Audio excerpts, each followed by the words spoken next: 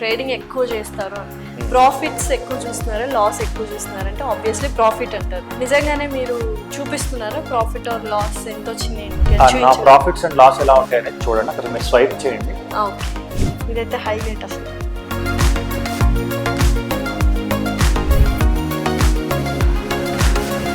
Simpler వేలో ఏ కేటగిరీలో invest చేస్తే బెటర్?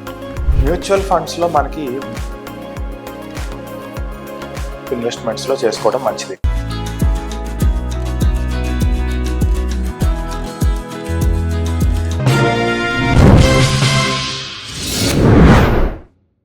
హాయ్, హలో, నమస్తే, వెల్కమ్ టు అవర్ ఛానల్. ప్రస్తుతం స్టూడియోలో మనతో పాటు ఉన్నారు లలితేంద్రనాథ్ గారు, స్టాక్ మార్కెట్ అనలిస్ట్ అండ్ అలాగే లైఫ్ కోచ్. నమస్కారం అండి. నమస్తే. ట్రేడింగ్ లో ఎక్కువ ఇన్వెస్ట్ చేస్తున్నారు, ట్రేడింగ్ ఎక్కువ చేస్తారు అని ప్రాఫిట్స్ ఎక్కువ చూస్తున్నారా, లాస్ ఎక్కువ చూస్తున్నారా అంటే ఆబ్వియస్లీ ప్రాఫిట్ అంటారు. సో ఎంత అని అడిగితే as per SEBI rules profit and loss మనము డిస్క్లోజ్ చేయకూడదు అంటారు. నిజంగానే మీరు ప్రాఫిట్ అండ్ లాస్ వస్తుందా అంటే ఏమంటారు? నాకు ప్రాఫిట్ అండ్ లాస్ అనేది ఇప్పుడు మీరు అడిగితే నేను ఎర్లీ డేస్ లో అయితే లాసెస్ ఉన్నాయి. అయితే ఆ లాసెస్ అన్ని కూడా నేను ఒక చిన్న స్ట్రాటజీతో, వెరీ చిన్న స్ట్రాటజీ, అది కూడా నేను ఎక్కడ చూడలేదు, జస్ట్ ఊరికే ట్రేడింగ్ వెబ్సైట్ లో ఎతుకుతుంటే నాకు కొన్ని రోజులు చూడగా ఒక స్ట్రాటజీ స్ట్రైక్ అయింది. ఆ స్ట్రాటజీతోనే నాకు ఒక విత్ ఇన్ 2 months లో మోర్ దాన్ 6 lakhs ప్రాఫిట్ వచ్చింది విత్ ఇన్ 2 months లో. ఓకే, అసలు ఇంకా మనకు తిరుగులేదు, అసలు ఒక స్ట్రాటజీ అని చెప్పి ఇంత సింపుల్ ఆ ట్రేడింగ్ అని చెప్పి అనుకున్నాను. తర్వాత అదే స్ట్రాటజీ వాడితే నాకు ఒక రోజు 1 hour లో ఊహించలేని లాస్ వచ్చింది. ఆ లాస్ దెబ్బకి ట్రేడింగ్ అంటే ఇలా చేయకూడదు, స్ట్రాటజీ డిఫైన్డ్ కాదు ట్రేడింగ్ అంటే, దీనికి రూట్ లెవెల్ నుంచి వెళ్ళాలని చెప్పేసి అప్పుడు నేను రూట్ లెవెల్ నుంచి స్టార్ట్ చేశాను. సో నాకు అప్పుడు లాసెస్ ఉన్నాయి, తర్వాత ప్రాఫిట్స్ ఉన్నాయి. సో ఆబ్వియస్ గా ట్రేడింగ్ అనేది ఒక బిజినెస్. ఎవ్రీడే ప్రాఫిట్ వస్తుందా అంటే మెజారిటీ ప్రాఫిట్ వస్తుంది. ఎప్పుడైనా చిన్న చిన్న లాసెస్ వచ్చినా వాటిని మనం ప్రాఫిట్స్ లో కవర్ చేసుకోవాలి. సో మీరు చూపిస్తున్నారా ప్రాఫిట్ ఆర్ లాస్ ఎంత వచ్చింది ఏంటి? నా ప్రాఫిట్స్ అండ్ లాస్ ఎలా ఉంటాయని చూడండి. అక్కడ మీరు స్వైప్ చేయండి. ఒక డేలో ఎలా వస్తుంది ఏంటి అనేది మీకు అర్థమవుతుంటుంది. లాస్ ఉంది, ప్రాఫిట్ ఉంది, బట్ కవర్ అయిపోయింది యాక్చువల్ గా. ఇదైతే హైలైట్ అసలు. రివీల్ చేయొచ్చా? వద్దు, ఒక్క రోజు అయితే ఓన్లీ ప్రాఫిటే ఉంది. రివీల్ ఎందుకు చేయకూడదు అన్నానంటే, ఇప్పుడు మనం ప్రాఫిట్స్ మనం రివీల్ చేసాం అనుకోండి, జనం మన పడిన కష్టం చూడరు, మనకు వచ్చిన లాభాన్ని చూసి ఓకే ఇంక ఈ దగ్గర నేర్చేసుకుంటే డబ్బులు వచ్చేస్తాయి అని ఫిక్స్ అయిపోతారు. అలా ఎలా వస్తే రావు. మీ ప్రాక్టీస్ మీకు ఉండాలి కదా. కరెక్ట్. సో ఎవరు ఎంత చెప్పినా మీ ప్రాక్టీస్ మీకు పడాలి, లేవాలి, పడాలి, లేవాలి, అప్పుడే వాళ్ళకి అప్పుడే వస్తుంది. సో అందుకే సెబీ రీసెంట్ గా వార్నింగ్ ఏమి ఇచ్చిందంటే, ప్రాఫిట్స్ అండ్ లాస్ డిస్క్లోజ్ చేస్తే దాని వల్ల కూడా జనాలు అట్రాక్ట్ అయ్యి నష్టపోతున్నారు అని చెప్పేసి ఇన్ఫ్లుయెన్సర్స్ మీద స్ట్రిక్ట్ యాక్షన్ తీసుకుంటుంది. సో అందుకని రివీల్ చేయాలి. బట్ నా పర్సనల్ గా మీరు ఎవరన్నా కావాలి అంటే నాకు మెసేజెస్ పెడితే నేను షేర్ చేయగలను. ఓకే. సో కోర్స్ కి చార్జ్ చేస్తారా అంటే ఏముంటుంది? ఖచ్చితంగా తీసుకుంటాం కదా. ఎందుకంటే నేను ఓన్లీ 1-to-1 కోర్సెస్ ఇస్తాను తప్ప క్లాస్ రూమ్ ట్రైనింగ్స్ లాంటివి ఉండవు. ఎందుకంటే ఒకరికి చెప్పాలంటేనే చాలా కష్టం నాకు, ఒకళ్ళకి అర్థమయ్యేలా చెప్పాలంటే చాలా కష్టం. అలాంటిది మనం ఇది డబ్బుతో కూడుకుంది. సో క్లాస్ రూమ్ ట్రైనింగ్ లాగా పెట్టేసి ఒకళ్ళకి అర్థం అవుతుంది, ఒకళ్ళకి అర్థం కాదు, ఒక డౌట్ అడగొచ్చు, ఒకళ్ళు డౌట్ అడగలేరు, ఇలా డిఫరెంట్ గా ఉంటాయి. సో ఇన్ కేసు వాళ్ళకి సమ్ పర్సనల్ ఇష్యూస్ ఉంటాయి, అవి కూడా షేర్ చేస్తూ ఉంటారు. సో దట్ మేము ఎలా చేయాలి ఏంటి అని అడుగుతూ ఉంటారు. సో వాటన్నిటికీ మనం ఒక గైడ్ లాగా ఉండాలి అంటే ఇట్స్ లైక్ నాకు 1-to-1 అనేది నాకు బెస్ట్ సాటిస్ఫాక్షన్ ఇచ్చింది. ఎందుకంటే నేను ఇనీషియల్ గా ట్రేడింగ్ మీద ఒక 1.5 lakhs ఓన్లీ ఫర్ కోర్సెస్ ఖర్చు పెట్టి నష్టపోయాను. And at the same time కొన్ని అవమానాలు ఎదుర్కొన్నాను. సో అంటే నేను డబ్బు కట్టి నేను తిట్టించుకోవాల్సి వచ్చింది ఆ ట్రైనర్ చేత. సో సందర్భం ఏంటి? జస్ట్ నాకు పాయింట్ అర్థం కాలేదు, ఒక్కసారి లైవ్ లో ఎక్స్ప్లెయిన్ చేస్తారని అడిగితే, అది కూడా తెలియకుండా ట్రేడింగ్ లోకి ఎలా వస్తారు, ఆ మాత్రం తెలీదా, మళ్ళీ చూసుకోండి ఆ వీడియోని, ఆటోమేటిక్ అదే తెలుస్తుంది అని చెప్పి ఇట్లా అనమాట. సో అట్లా నేను కొంచెం బాగా డిసప్పాయింట్ అయ్యాను. అది నా దగ్గర నేర్చుకునేవాడికి ఉండకూడదు. నా దగ్గర సో 1-on-1 నేర్పిస్తాను. అదే బెస్ట్ థింగ్. మీరు అన్నట్టు కొంతమంది డౌట్స్ రేజ్ చేస్తారు, కొంతమంది అర్థం కాదు. నేను 1-on-1 నేర్పించిన అందరు సక్సెస్ అవుతారా అంటే అవ్వదు. వాళ్ళకి ఇంట్రెస్ట్ కాదు, నేర్చుకునేటప్పుడు అందరూ ఇంట్రెస్ట్ గా నేర్చుకుంటారు, కానీ అంటే వాళ్ళకి ఇంటెన్షన్ అనేది స్ట్రాంగ్ గా ఉండాలి. ఓకే. స్ట్రాంగ్ ఇంటెన్షన్ తో.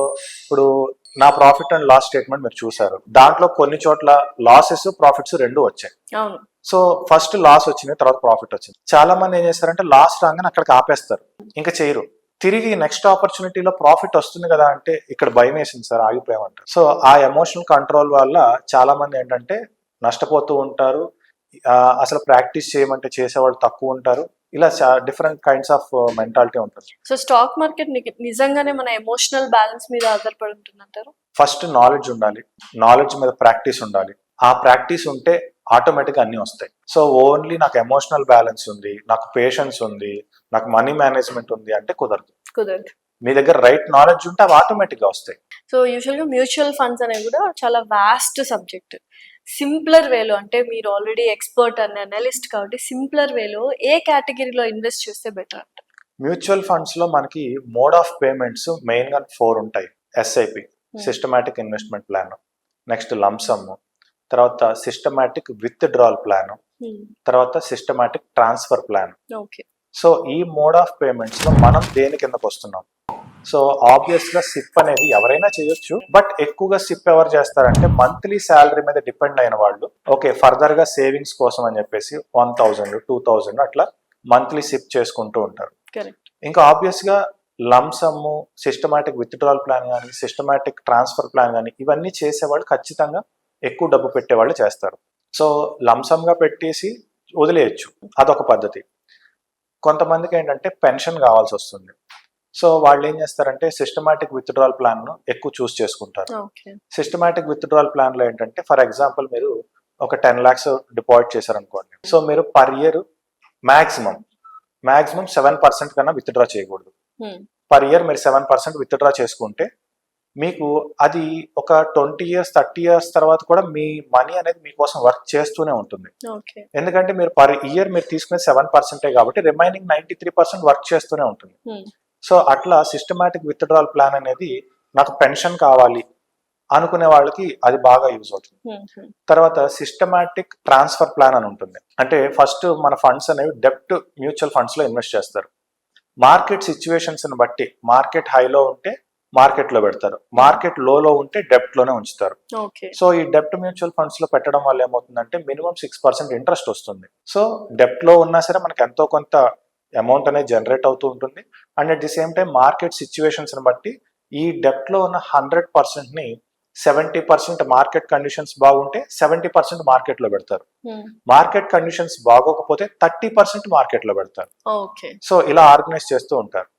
సో మన మోడ్ ఆఫ్ పేమెంట్, సో మనం దేని కిందకు వస్తున్నాం? ఎస్ఐపినా, లంసమ్, సిస్టమాటిక్ విత్డ్రాల్ ప్లాన్ అంటే మనకు పెన్షన్ ఏమన్నా కావాలా, లేదు నాకు అసలు అవసరం లేదు నేను అక్కడ పెట్టి వదిలేస్తాను అంటే సిస్టమాటిక్ ట్రాన్స్ఫర్ ప్లాన్ లో మనకి రిటర్న్స్ ఎక్కువ వచ్చేదానికి అవకాశం ఉంటుంది. సో అంటే అది మనం చూస్ చేసుకోవాలి అంటే depending upon our situations. So మరి ఈ మ్యూచువల్ ఫండ్స్ లో కూడా చాలా రకాలుగా మనం వినిపిస్తుంటది, large cap, mid cap and small cap. అసలు ఏంటివి? మనము చాలా మంది ఏంటంటే ఒకే దాని మీద పెట్టకూడదు, మూడింటిని ఈక్వల్ గా డివైడ్ చేసి అక్కడక్కడ ఇన్వెస్ట్ చేస్తే better, ideal way of investing అంటారు.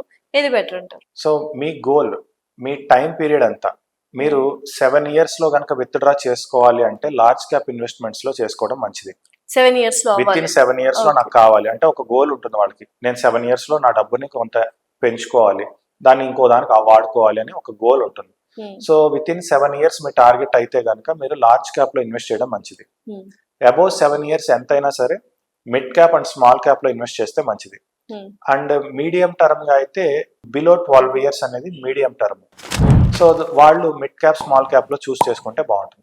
ఇంకా అబౌవ్ 15 years కనుక మెయింటైన్ చేయగలిగే వాళ్ళు, సో వాళ్ళు కూడా మిడ్ క్యాప్, స్మాల్ క్యాప్ లో పెట్టుకోవచ్చు. వాళ్ళకి ఏంటంటే రిటర్న్స్ అనేవి ఎక్కువగా ఉంటాయి.